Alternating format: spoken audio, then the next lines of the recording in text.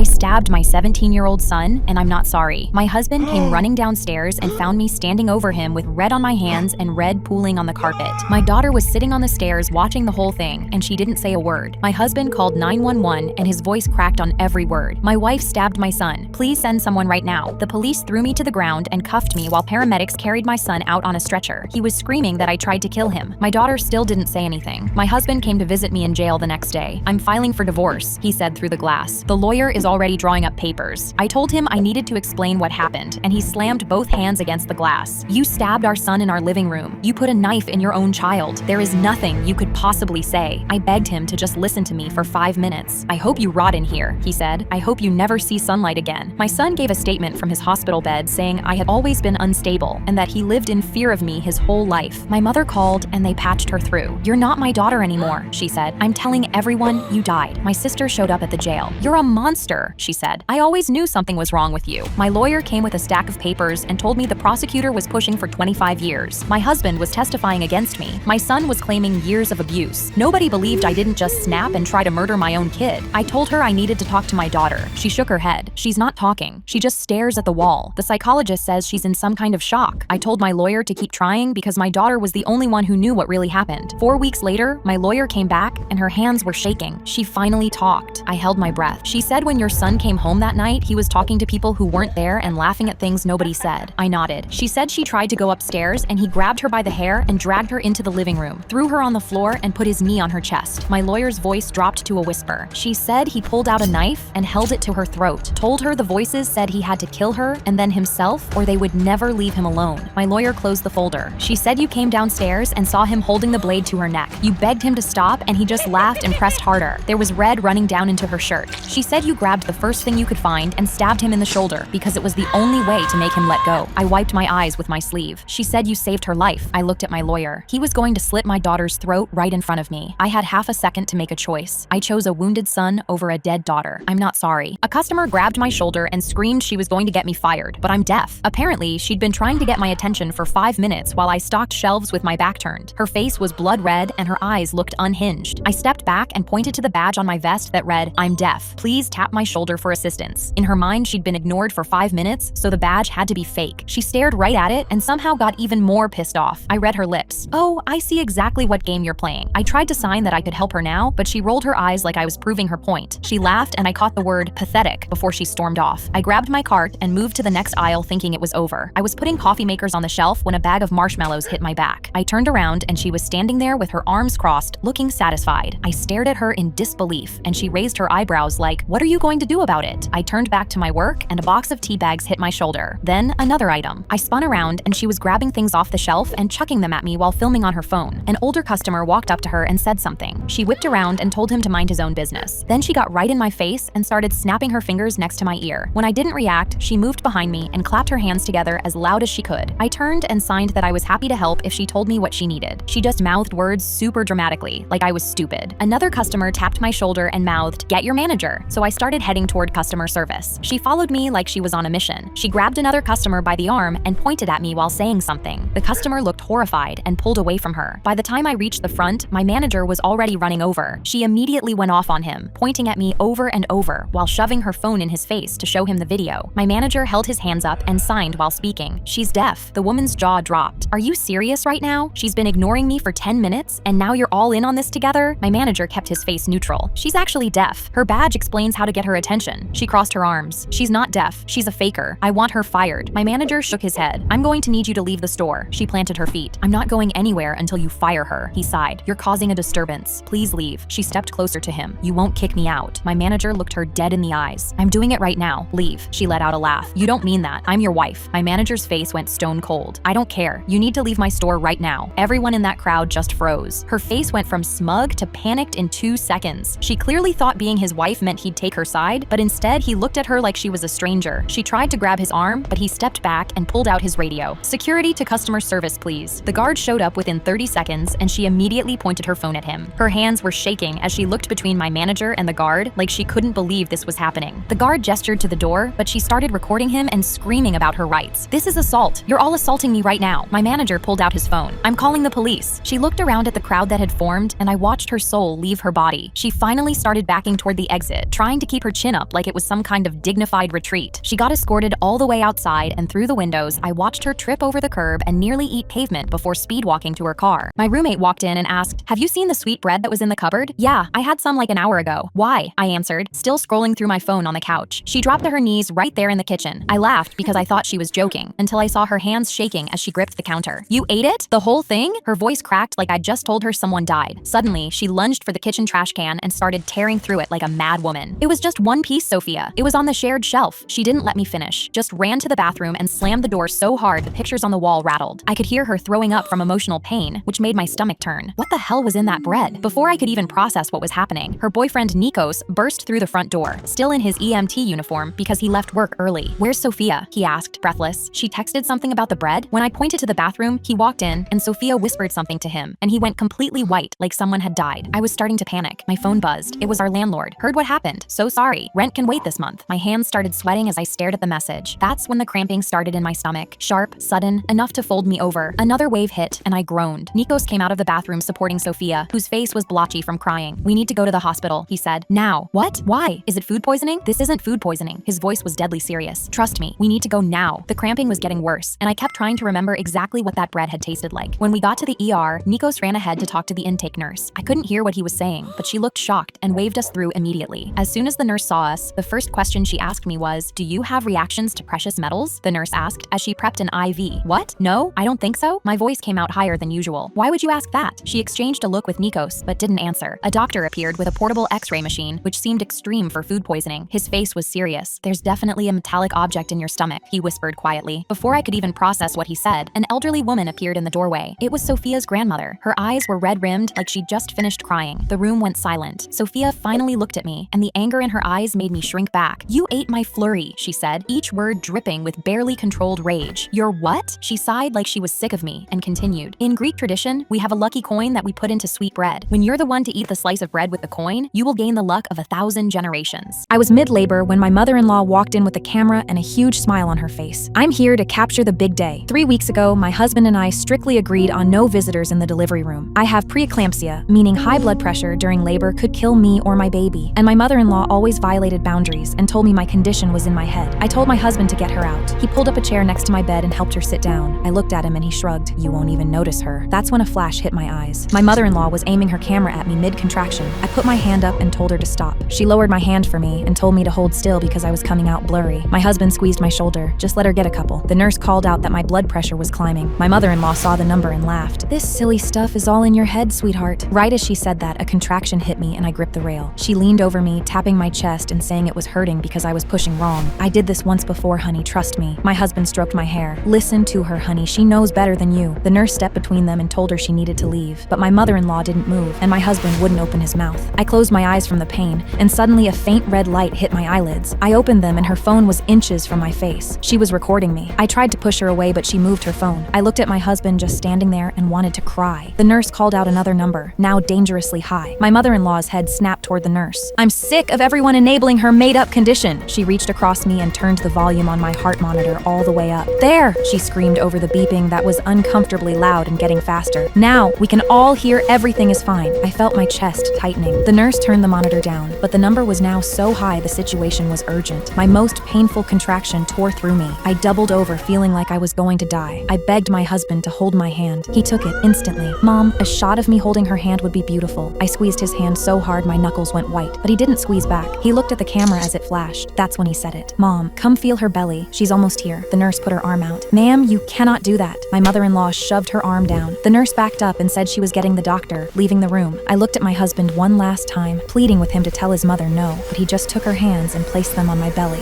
"Here, honey," she said. "You need to push harder. Just like this." She suddenly pressed down on my belly hard. I screamed in the worst pain of my life, and my body thrashed, knocking her off balance. She stumbled backward into the IV stand. It crashed down, and the line tore out of my arm. Alarms went off. My baby's heart rate dropped. My vision went white. The doctor rushed in, calling for emergency C-section, and the last thing I saw before going under was security dragging her out. I woke up some hours later, still delirious. My husband was on the bed crying. My mom got arrested. I was almost relieved until he told me why. After the C-section, she went into the nursery to photograph our baby. She held her phone right up to our daughter's face for a close-up of her eyes, but her flash was on. The light made our daughter fully blind. My husband was crying, and every word was about his mother. Nothing everything about our baby. I had the longest menstrual cycle of my life, and I just found out why. I was sitting on my boyfriend's lap when my coochie started bleeding. My boyfriend Silas helped me put a tampon in, but I soaked through it in just 20 minutes. We rushed to the ER, and when I bled through the examination table paper 3 times, they insisted on keeping me overnight. The ride home was silent, except for my apologies every time we hit a bump, and I felt another gush. For 2 weeks, he kept making me these protein smoothies every morning, packed with iron for the blood loss. But the bleeding somehow got worse, and I was soaking through overnight pads in 30 minutes. When I mentioned this to Silas, he got defensive and said I was being ungrateful. His voice had this edge that made me shut up immediately. By day 23, I was going through a box of super tampons every 2 days. Silas had started this weird notebook, writing down timestamps and flow levels, and when I asked what it was for, he said documentation in this flat voice that made my skin crawl. The gynecologist prescribed birth control pills to stop the bleeding, but they made it 10 times worse. That's when Relina, his ex-girlfriend, messaged me on Instagram. My hands were trembling as I read, "We need to talk about Silas. It's about your bleeding." We met at a coffee shop where she pulled up medical records on her phone showing she'd had unexplained bleeding for 2 months. "It started right after Silas began making me breakfast smoothies," she said. "It stopped the day I left him." When I confronted Silas that night, he broke down sobbing. He admitted he'd been crushing abortion pills into my smoothies, and he did with Relina too. "Why? You told me that you wanted to try for a baby," I asked. "Because," he started, "I changed my mind and I didn't want to tell you the reason why, so crushing the pills was my only solution." I stared at him blankly. "Tell me why." He tried to put his hand on my face and kiss me to distract me, but I shoved him off of me. "Tell me why you forced me to have so many miscarriages." That's when he took out his phone and showed me an email. It was from an STD clinic, and it showed that he tested positive for chlamydia. "Did you get the STD from cheating on me?" I asked, voice shaking. He nodded. "Yes, but that's not the worst part." I stared at him and waited for him to explain, and he took out a photo to show me the girl he cheated on me with. My heart dropped. She was 14 years old. Silas dropped to his knees and started crying. "I can't keep this a secret anymore. It's been going on for so long that I don't even know who I am anymore. But I still love you. Please don't let this ruin what we built together." I turned toward the door, but Silas jumped up and blocked it, pressing his back against the frame, and I felt a knife against my stomach. I kicked him in the gonard so hard he would be infertile for life and called the police. I tried to unplug my son's computer after he'd been playing for 12 hours straight, and he threw a plate at my head. But it wasn't always like this. 6 months ago, the only screen he cared about was the scoreboard at his basketball games. His sneakers wore out every 2 months, but everything changed when he downloaded League of Legends. Within weeks, he stopped coming out of his room. Dishes piled up outside his door like a shrine. I tried canceling our internet plan, but every night his bed was empty because he'd sneak out to the neighbor's front garden and use their Wi-Fi to play on his phone. One day I went in to clean his room and found 6 bottles of urine lined up next to his chair. He didn't even look up from the screen. "Sorry, Mom, but going to the bathroom would have cost me my rank." I bent down to grab the bottles and froze. His legs were purple and bloated from sitting down for too long. I pulled the plug out of the wall. He ripped it out of my hand, shoved me backward into the doorframe, and plugged it back in before I could stand up. As a last resort, I bought 2 tickets to a basketball game we used to go to together every season. I went upstairs to tell him and the handle wouldn't turn. He'd installed a lock. I pressed my ear against the door and heard nothing. I threw my shoulder into the door over and over until the frame split open. My son was slumped forward over his desk. His legs were purple and swollen. I grabbed his shoulder and turned him toward me, and he was cold. They said he'd been sitting so long that night that a blood clot formed and reached his lungs and killed him. The basketball tickets were still in my hand when the paramedics told me he was gone.